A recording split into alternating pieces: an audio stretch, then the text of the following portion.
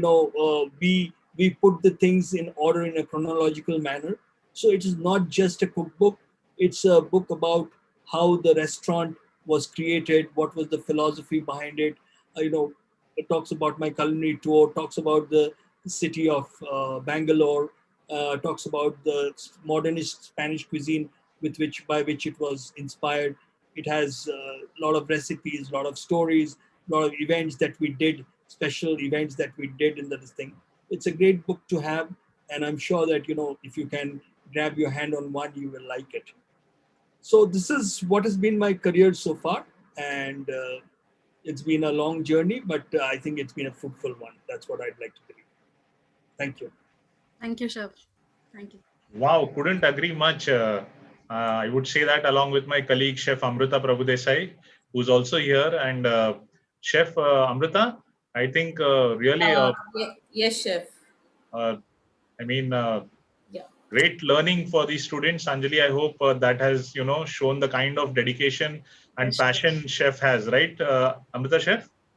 Truly said, Chef. And Yes. we are looking forward eagerly to continue this session. And what a lovely introduction and your life journey, Chef. Thank you. Thank you, Chef. Thank you so much. Thank you. Yes. So Mridula, yes, who's next? Good afternoon, Chef. My name is Sharanya, and I am a second year student. Please allow me to ask a question. Sure. Chef, like you just now mentioned that it took you 5 years to complete that book, Capability, to write that book. Chef, could you please tell us what were the thoughts and inspirations that went behind that book? See, I don't think so. There are many chefs who are very prolific with their writing, and they write multiple books throughout their career. But I knew that I will be probably writing just one book. And it should be, and I thought that the best way to do it would be for the first restaurant I created as a chef entrepreneur. So when you write a book for your restaurant as a brand, then there's a lot that you have to cover than just recipes. So basically, for me also, it was also to tell a story. Like if you have a look at the book today, you will understand various nuances of not just being a chef, but how to run a fine dining restaurant in a country like India. How you can, what are the challenges you face? What are the, things that you learn over a period of time? What are the mistakes that you make? And also how you can create things that are new and that are interesting and exciting for the customers. For me, it would have been easy. The easiest thing would have been for me to do was to get out of the park and open another Italian restaurant. But that was never my idea. I never thought of opening another Italian restaurant at that point in time. Because for me, it had to be more exciting. If I had to continue to cook Italian food and serve Italian food, I might as well have continued with the Park Hotel. So that was no different. So I definitely wanted to do something different. And I came with the idea of, I learned about, molecular gastronomy and modernist cuisine.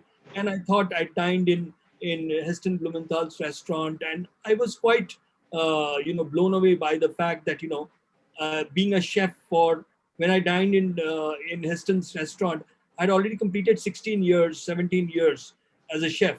And I thought, I didn't even realize that this was possible with food.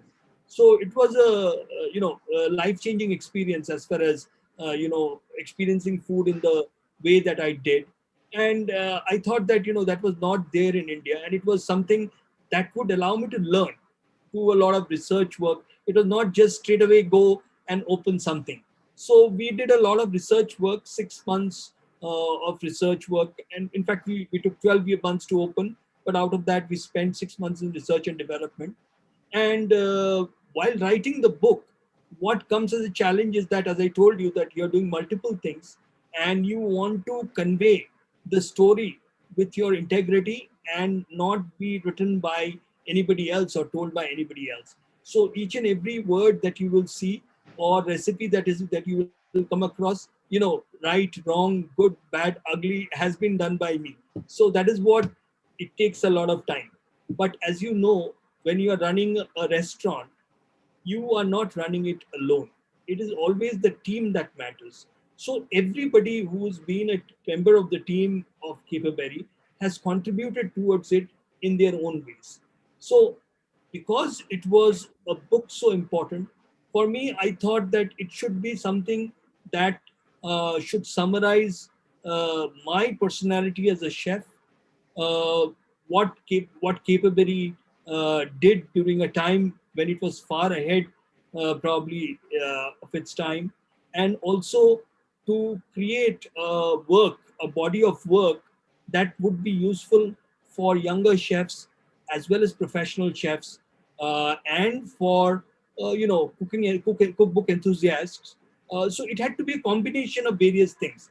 It had to have the best pictures. It had to have a storyline. It had to be something that was unique.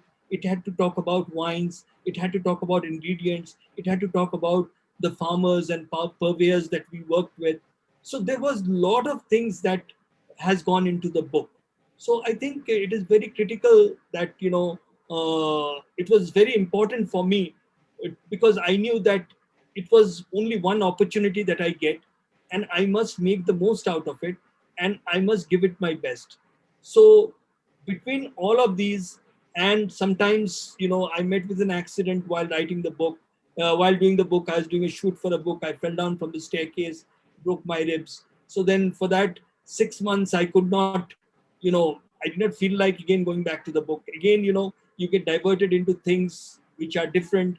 So yeah, that is how it is. And finally it was completed in 2019. Yeah, that is what happened. Yeah. Thank you, Chef. Thank you. Good afternoon, Chef. I'm Gagandeep Singh, third year student of AIH, and Okay. I have a question for you. Okay. It's in the present case scenario, automation, robotics, and AI have taken over in large parts in different industries, and especially talking about the hospitality industry. We are going to graduate soon, and what is that we can do to stay relevant and be employable? Can you explain that in context of VUCA, which is volatility, uncertainty, complexity, and ambiguity? Yes, I think that the hotel industry is probably the hospitality industry in the last 1 year has gone through a very difficult stage, and obviously every day is a new day. I think that younger people like you who want to stay focused and want to create a career in the industry, I think they are much better suited right now than probably any of us to be a part of the industry, because all of you are very tech savvy. All of you are, in a process where you are in a situation where you can get information, the latest happenings that are happening across the world on your fingertips, on your smartphone, on Google, on anything, on your social media. So you can almost at the real time see know what the top chefs of the world are doing at that point in time.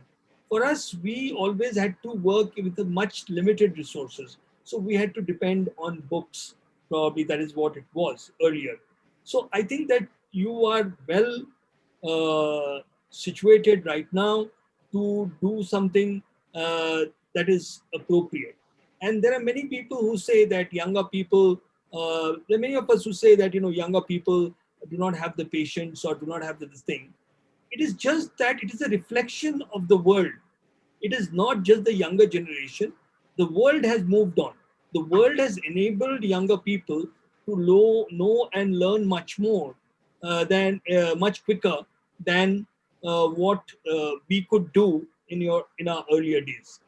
So, but having said that, there is no shortcut to hard work, and there is no shortcut to staying focused in the initial years, whatever you're doing, and not trying to be too distracted by so many things that are happening in and around you. Try to absorb them and in a positive way, and see that you are able to create something that is going to be an area of niche for you, and where you can see yourself, moving in the future. So right from the beginning, you must have your eyes fixed on the future, but work with the present circumstances to make sure that you utilize each day for the day it is, and with the eye to the on the future. So I don't believe that that this pandemic will last forever, and we all know the vaccines are already out, and so the rebound is gradually happening. There are some new important restaurants that are opening across the world, and there will be trends that will keep happening. There are things that will restaurants will keep coming, going, but the hotel industry is still in a little bit of distress because travel has come down, uh, because of various reasons, including COVID, and that will take some time to recover. But once the recovery happens, I think things are going to go back to normal, and that should happen soon. And you must keep your eyes open, stay focused, and know what you want to do right from day one. Thank you very much, sir. Most welcome.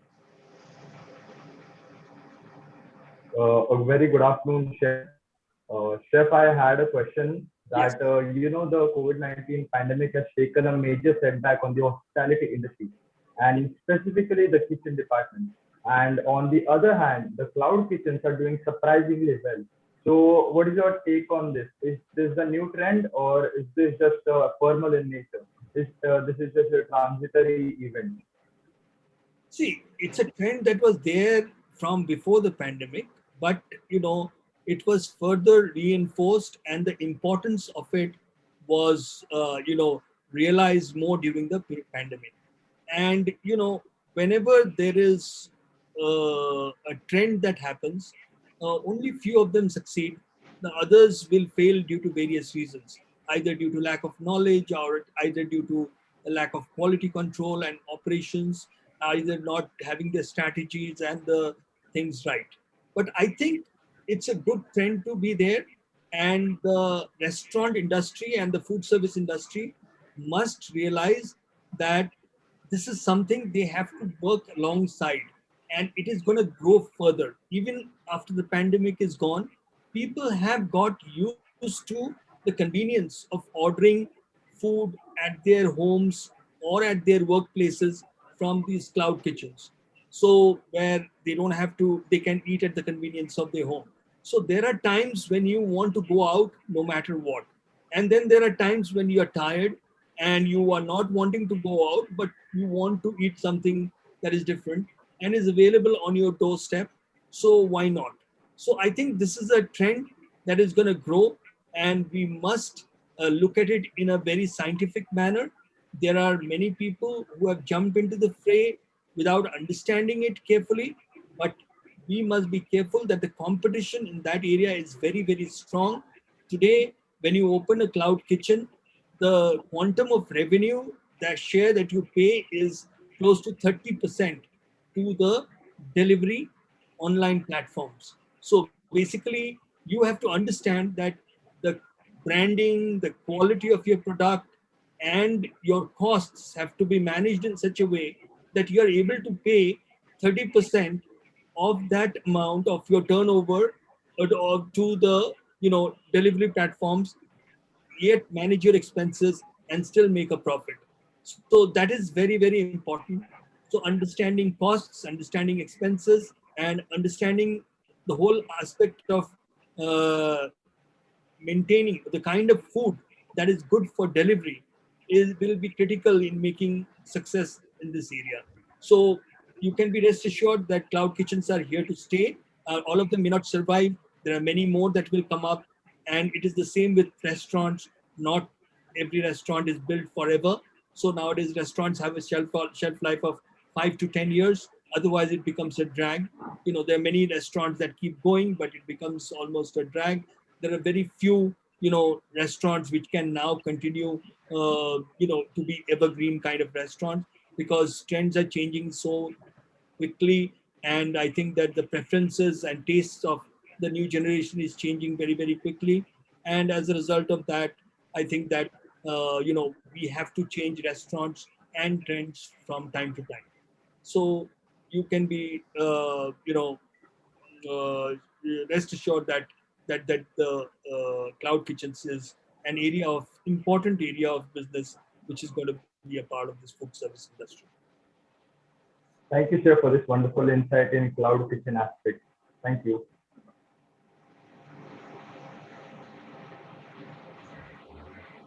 Great, great. Good afternoon, sir. Yes, Hi, yes. please go Good ahead. afternoon, sir. Good afternoon. Good Uh, afternoon. my name is Jason Thomas from third year. I have a question to you. Yeah. Uh, how has the cookbook enhanced your overall platform and business initiatives? Uh, it was not written to be as a business initiative, the cookbook capability. It was more of knowledge sharing rather than just being a business initiative.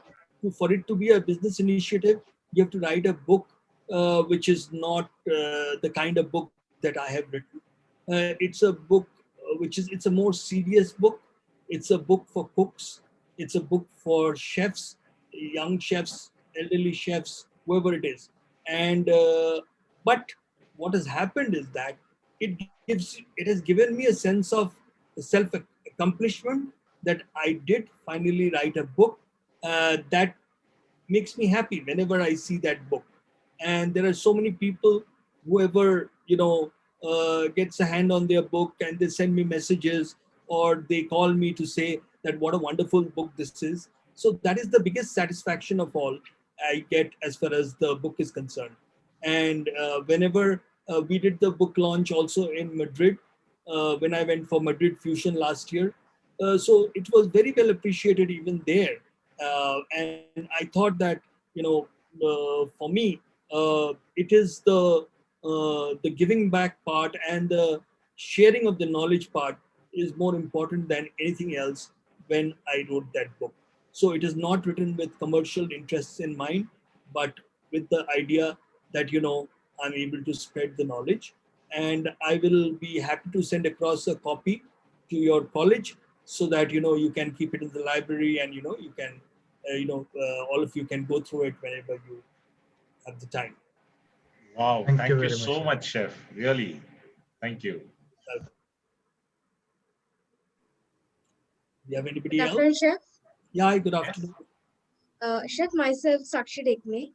I'm a second year student. So Okay. I would like to ask you a question. Please do allow me. Yes, sure.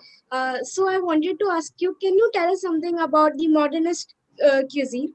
And also, is modernist cuisine only about, unusually challenging food? Modernist cuisine is nothing but it is an evolution of food. Basically, over a period of time, if you do the same thing as a professional chef, not when you are eating at home. There are comfort foods that you can eat at home on a day in, day out basis. But there are certain kinds of food, when you're talking about restaurants, it becomes boring to do the same thing time and again.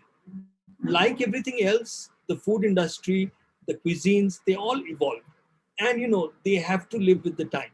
So, when this trend started around 25 years ago, it was with the idea that we were looking at it purely cuisine as a culinary art rather than looking at it also as a culinary science. So when people started looking at it with a scientific viewpoint, then they realized that there is a lot we can achieve with food, lot more than just you know whatever we were doing at that point in time. The idea was to uh, give customers a multi-dimensional experience to enjoy the food with all your senses. So they used scientific techniques and knowledge and the food knowledge, the scientific knowledge about understanding of food ingredients and trying to use new kinds of ingredients and equipment to create experiences which were more multi dimensional. So that is what it is. And I think now what has happened is that uh, modernist cuisine has now become integrated into the mainstream cuisine. So you will not find any restaurant across the world which is doing haute cuisine and or fine dining and does not use elements of modernist cuisine or molecular gastronomy in some of their dishes or many of their dishes. Basically, it has got integrated into mainstream cuisine. So that is how it has evolved over the last 25 years.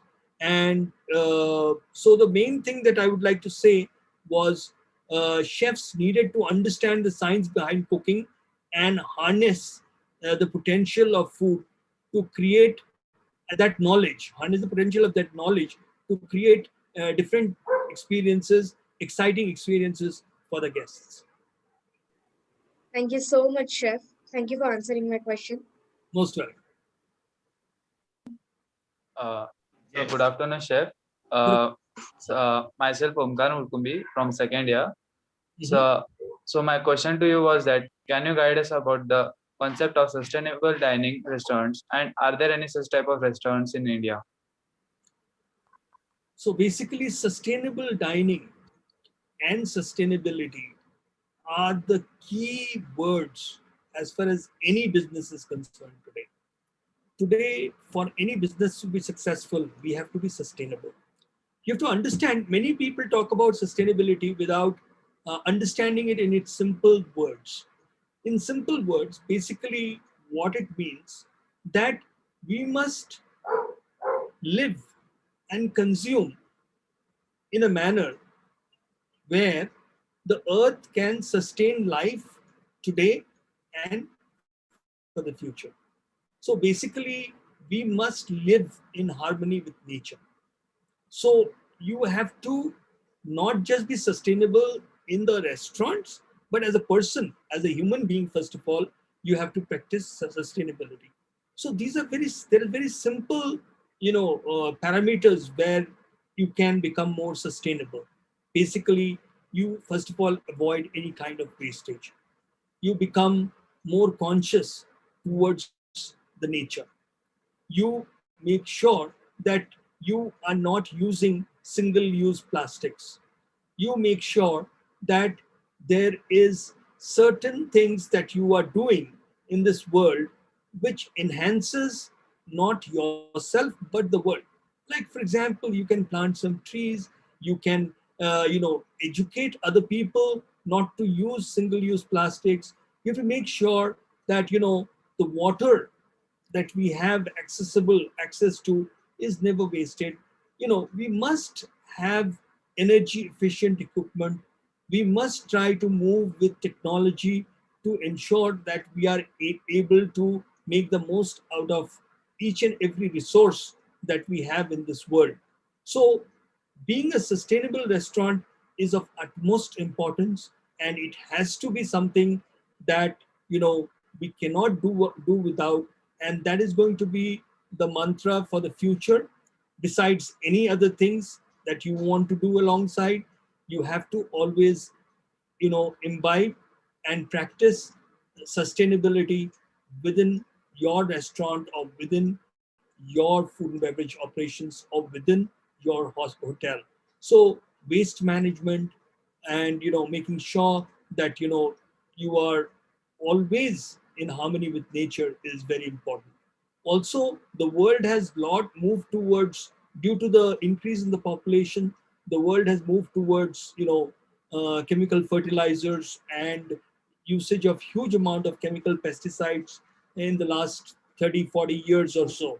So basically, this has really poisoned the food cycle. Now we have to make sure that the land that we are using, if you keep continuously using these chemicals, it will no longer be arable. So basically, after some time, it will completely become non-fertile and it will not become suitable for growing crops anymore.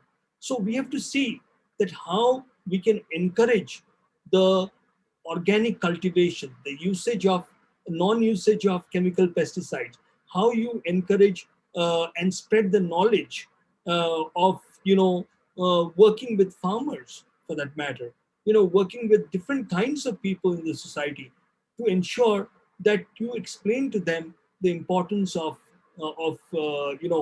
these aspects of life, living in harmony with nature.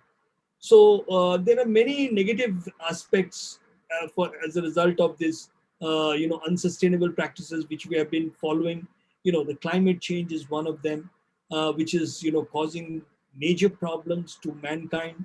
There's water scarcity that is happening. There is a lot of land which has become infertile and incapable of growing any kind of crops whatsoever, and the population is going up, and we are not embracing new technology in the way that we should. So these are various things which are happening in this world. And even the first plastic that was made today is still exists in this world as a microplastic and is not gone away. So it is something that stays in this world, and when that microplastic gets dissolved in the water that you drink, you are drinking that is something that is very, very poisonous. So you have to be very careful about what you do and practice sustainability at all points in time. Thank you, Chef. Amazing views, Chef. So you have to take a oath today that you will do some things, practice some things in your lives, forget about in your jobs, that is sustainable. Whether Exactly. wastage, whether it is Certainly, Chef. whether it is spreading the knowledge of living in harmony with nature, whether it is planting trees, whether it is so many things that you can do in your life. Set goals for yourself as a person, as a human being, as a custodian of this world. You are as much a citizen of the world as Bill Gates is, or the president of India is, or the prime minister of India is. So you have equal right on this earth as they have, and you have to protect it for the future generation. And on this very Yeah. note, what a coincidence. Omkar has taken up this question. And Chef, I would like to bring to your notice that this year, since there was no industrial training, what we used to have during our college days, for them, they had to do a research project. So what we used to do in our final year in the IHMs. So they were, and Omkar had taken up a research of, growing, cultivating mushrooms at home. And he has practically, increased the yield threefold, and he has done that, and he's grown oyster mushrooms. Am I right, Omkar, if I'm not mistaken? Yes, Chef. The oyster mushrooms. Yes, and fortunately, I happen to be his guide, and what a fantastic young entrepreneur we have with us in form of Omkar. And I believe you're still working on it, Omkar, right? Yes, Chef. I'm still working on it. So what a coincidence with the question, and you as his mentor, Chef Saha. Great. Very delightful, and I'm very happy to know that you're doing this. And if you have a small patch in front of your kitchen, on your terrace, try to grow some vegetables on your own without using chemical pesticides. Try to understand how nature works. Try to see that how we can do biodynamic farming, not organic farming alone. So basically these are all very critical, how we can make sure that the species, so many species are getting eliminated every day, how we can protect them and do all. So well done, and keep it up. And I'm sure today it is mushroom, tomorrow it could be many more things and much more. And Thank, all the best. thank you, Chef. Thank you very Thank you, much. Chef. Yes. So Mrudula, who's up next? Yes, I'll just get a glass of water. I'm sorry. Yeah, sure, Chef. Sure. I know you've been talking continuously, and I hope students you're enjoying the session so far, and it's really been an amazing sharing of knowledge, his rich experience, and see how focused Chef was from his college days. It doesn't take anybody to motivate you. You should be self-motivated. Learning French language, learning about wine pairing. Absolutely, Chef. Yeah, so right.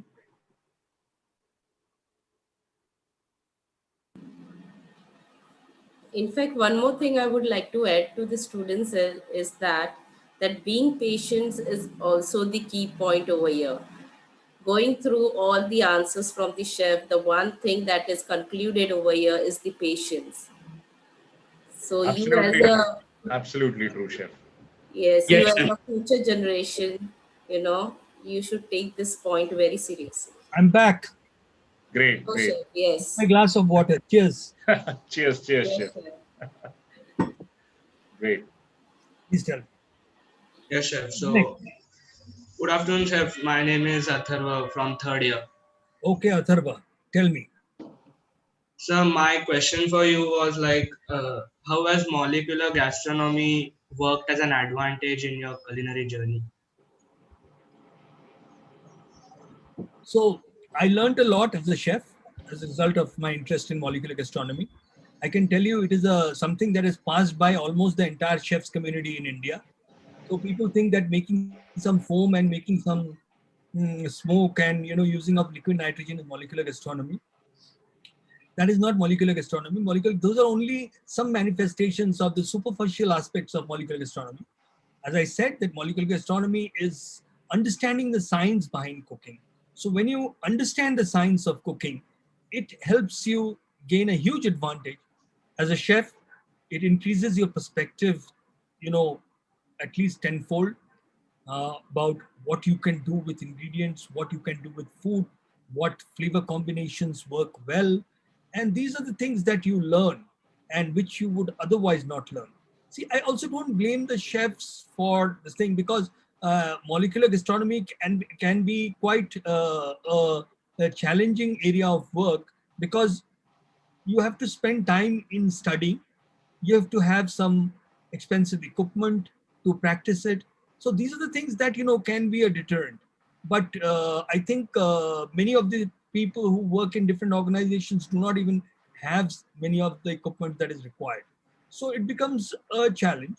But it is like a very integral part of any chef's knowledge profile. So I think in that way, I feel that it has enriched my life, both as a person, as a chef, and a person who appreciates food and who is trying always to do something new, something different, something innovative, something that excites you as much as your customers.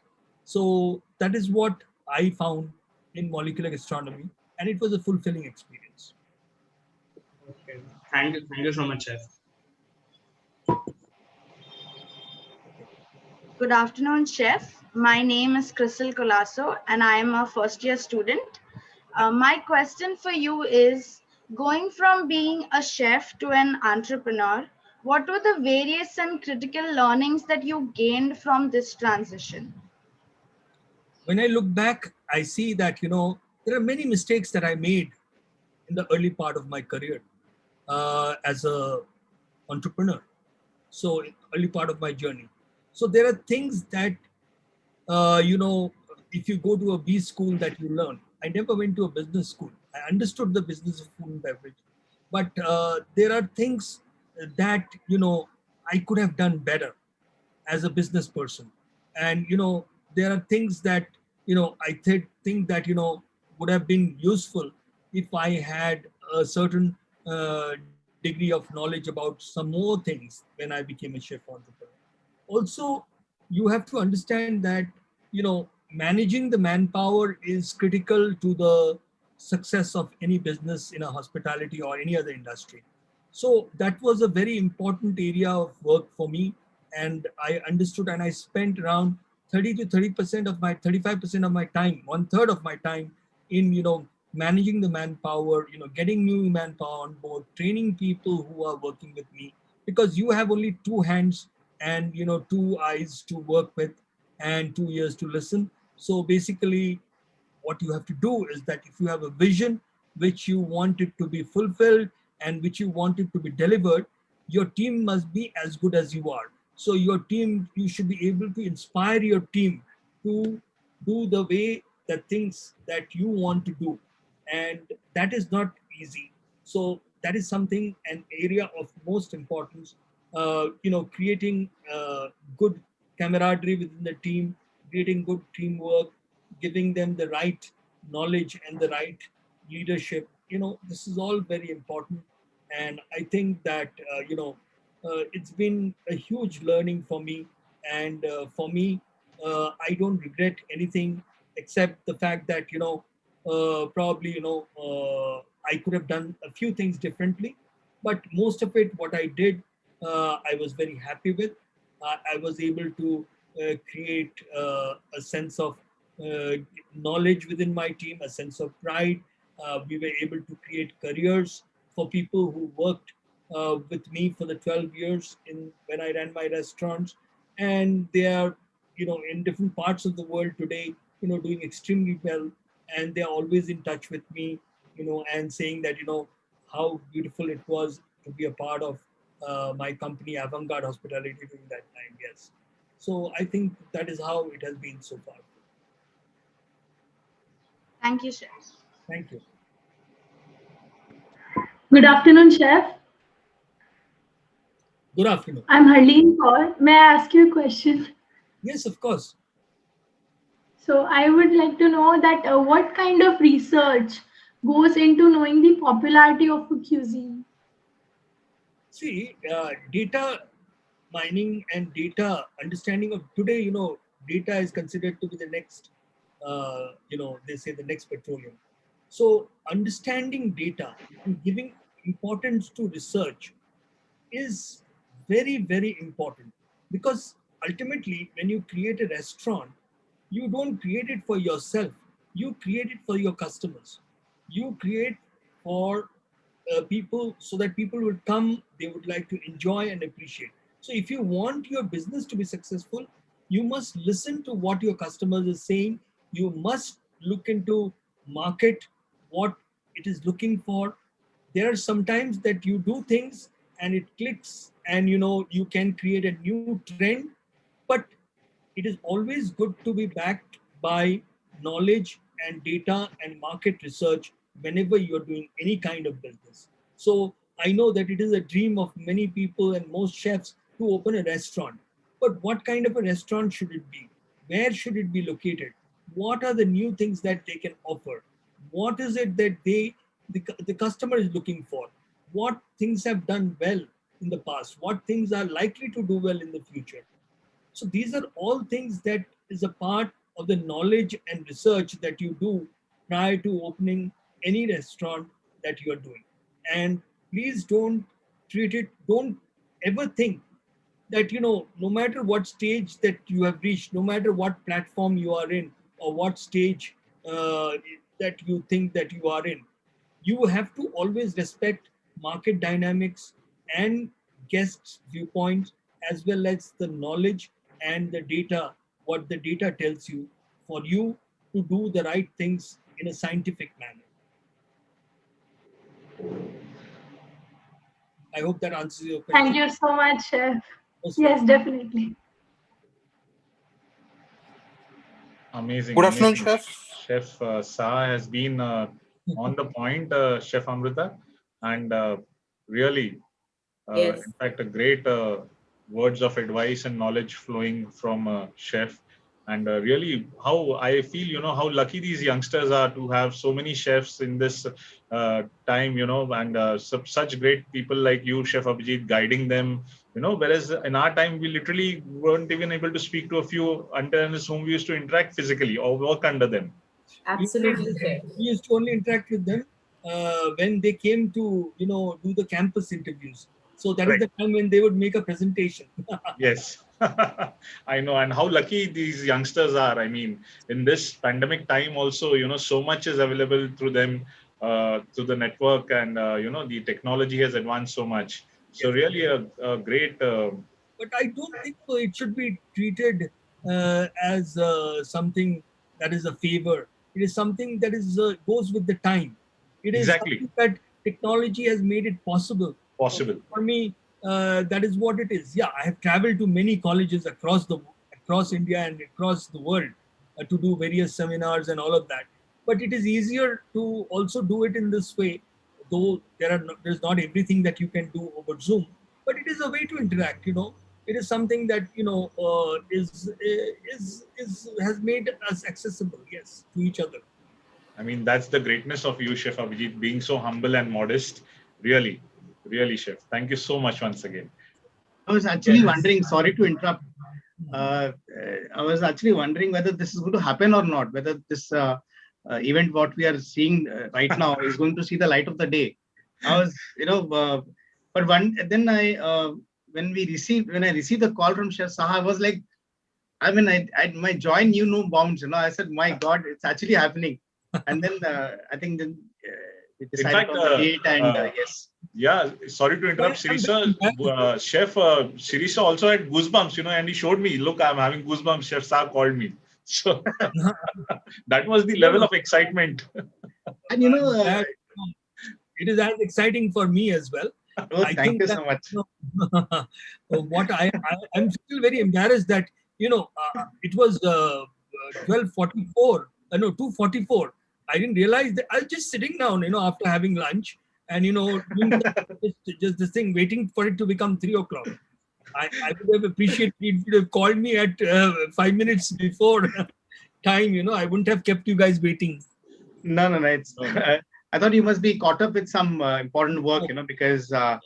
So I am very caught then, up because we just you posted, you posted on your timeline, so I knew that I think you're ready for it. So that was an indication that you're looking forward to the session. Otherwise, I wanted to send you a gentle reminder, that today is your session. Well, see, I'll tell you what. The thing is, I wanted to, it'll be very the thing for me to tell you that last 15 days or last 1 month particular, I've been so busy, and I didn't even have the chance to read or see the questions that you have sent me. Even today morning, I had 2 meetings. I came back from there, and luckily one of my meetings finished early. Otherwise, I was supposed to reach at 3 o'clock only home, and then it finished by 2 o'clock. So 2 o'clock I came home. I was able to come home at 2 o'clock, and then I had lunch, and I was thinking that okay, my session is at 3.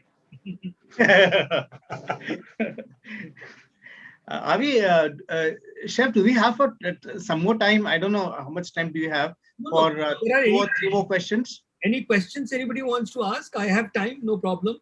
Yeah, I have another meeting at 4:30. So, Chef. Yeah, I mean, just a couple of questions more, and Chef, then we should be able to give you time to relax before your next meeting. Yeah, and it's going to be an intense meeting because the work that we have been doing for the last 2 years for the Bangalore airport. Now I have a team with the meeting with the marketing heads and the marketing team of Bangalore airport. For the publicity program to start. So that is what it's an important meeting that I have. Yeah. Bangalore airport is a fab airport. What a beautiful airport it is. Over to Chef Kapil. Yes. So, Chef, only a couple of more questions, and then we'll be able to free you, Chef. No problem. So, yeah. So, yes. Who's next? Going in the next question. Good afternoon, Chef. Good afternoon. Good afternoon. Chef, I'm Shreyas Deshpande of third year. Okay. And would like to ask you a question. Yes, please. So my question is, being a fresher, how do we set up our own restaurant, and how do we choose a cuisine for the same? See, I think that unless it is, a complete necessity, you should not, venture into opening your own restaurant immediately after, passing out from college. The world has invested a lot of money. Many hotel companies, many restaurant companies utilize that to gain some training and practical knowledge before you think about starting something. But if you want to start something, as I said, that knowledge, understanding, research, and all of these things are very important. And at any point in time in life, when you see yourself and look back in time, say from 1 year from today in the past, if you look into it, you realize that time you used to think you knew everything very well. But today when you look back and see, you'll realize that, oh, there were so many things that I did not know. So that is the thing that about, opening a restaurant. So don't hurry up in trying to open a restaurant, very soon or as soon as you get out of your college. So try and spend some time in the industry, try and see that what happens, what works, how it works. And there are so many aspects of running a restaurant. So my suggestion would be that, unless, it is there is something that is compulsively required, I think you should basically look at, running your working in some place before you start your own venture. Great. Thank you, Chef. Great. So the last one Very good coming up. afternoon. Yes. Yeah, last one Very coming good up. afternoon, Chef. I'm Abhijit Patil, and I would like to ask you one question. I'm from third year, and so according to you, Chef, what are the most important qualities for an budding entrepreneur? So as I'm in like a third year, so I aspire to become an entrepreneur. So what are your thoughts on this? So, you to be an entrepreneur, it is the obvious traits are known by everybody. Okay, so that you have to have a good leadership qualities. You should have, good financial understanding of a business proposition. You should have a knowledge in the area in which you want to become an entrepreneur. Ideally, this is what are the obvious things. But the other aspects which are less obvious is that you must have a lot of patience. You must be able to deal with failure in the same way as you are able to deal with success. You Exactly, must sir. have a lot of energy, a lot of enthusiasm under all circumstances. You must be able to have a lot of tolerance levels and a lot of patience, because when you're an entrepreneur in India, you have to abide by so many government rules and regulations, and it can be frustrating sometimes. There are certain Yes, things sir. that happen, and it is difficult. So one must be steadfast in his approach, must have a good vision, have a clarity of thought, and all of these things are very critical as far as being an entrepreneur is concerned. And being a team player, is also very critical. How you lead your team and how you deal with your team, these are all very important aspects of being an entrepreneur. Yes. Thanks for your insight, sir. Thanks for insight. Thank you. Well, wow, what a session it has been, Chef Amrita. Really, and Sirisha, it was really a great session from Chef Abhijit and Mridula. Are you Yes, there with chef. us? Yes. Yes, chef. Thank you, chef, for answering all the questions of our budding and aspiring chef to be, and also enlivening us this afternoon. Before we would close this webinar, it's time for us to give you a word of thanks. So, for that, I would like to invite Rishul Trivedi, who is here to address the word of gratitude. Rishul, over to you. Yes, thank you, Mridula. A very good afternoon to everyone present here. So I'm Rishil Trivedi from third year. I would like to express my gratitude to Chef Abhijit Saha for taking his precious time to address us here today. And I'm sure that we have gained his insights and very crucial knowledge from the culinary world. And I'm sure many of us were inspired and will follow the rule of sustainability when we enter into the industry this year.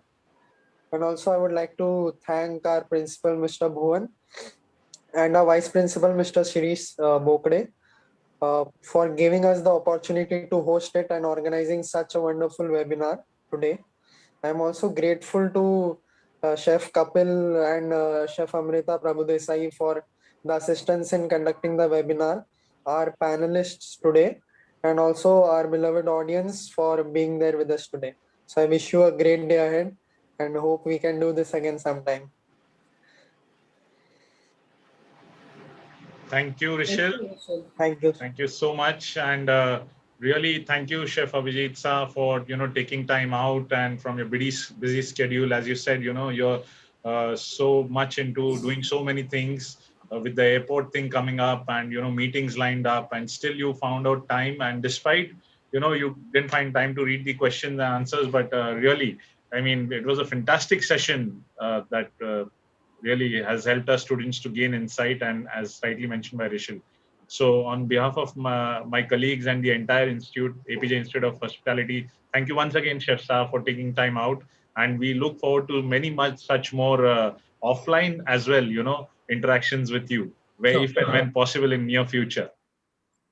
Thank you so much, Kapil. So it was really a pleasure for me to interact with students, and I hope that they found it interesting and insightful. And I'm available no matter how busy I am at any point in time to interact with anybody who's from your college, whoever needs any suggestions or support or any ideas or thoughts they want to share. I'll be happy to discuss that, and I will soon send across the Caperberry cookbook for your library. Thank you so much, Chef. Chef. Thank you, Chef. Really appreciate. Really. Thank you. Thank you. Anybody wants to get a personal copy, it's available on Amazon. I'm sure many of us will read it. And there's a line Yes, down sir. there, in easy installments also. Right. So it doesn't qualify because I think the price point is about 3,000 to qualify for an EMI scheme. No, and it is just below, I think below that I price. think that book is worth $20,000. So if Yeah, I'm sure a lot of. It's sold, I think, at $2,400, and I think that sometimes you get some offers from Amazon also. So believe you me, the when you write a book, when you talk about value, if I would have done that much work in running restaurants, I could have opened three more restaurants during that time. Believe you, and made a lot more money probably out of that than writing that book. We had an opportunity of the glimpse in the show of. Where we have Mr. Kripala Amanna visiting your house, and that book was there, and then we could just get a feel of what that book is like. We could just get not the entire book, obviously, but some of the contents, basically, what is inside the book. Right. It sounded very, very exciting. Right. We hope we get to read that book, and because I love cooking, and some of the recipes I believe can be made at home. From what I understood from the some of the recipes can be definitely made at home, but that's 50-50 because you need ingredients, you need equipment and all. Correct. It's primarily a book for culinary art students, culinary teachers, professional chefs, and everybody also. And to cook on special occasions. If you put that point on special occasions. Yes. So, Chef, have a great evening ahead, and so wish you all the best in all the ventures you take up. We always wish you more and more success, and God bless you, Chef. Really, very happy for doing this for us. Thank you. It was a pleasure. Yes. Thank you, Chef. Thank you. And thank you so much. And you all have a great evening ahead. Thank you, Chef. Thank you. Thank you, Chef. Thank you, Bye. Chef. Bye. May you have Bye, a great everyone. evening ahead. Thank you, sir.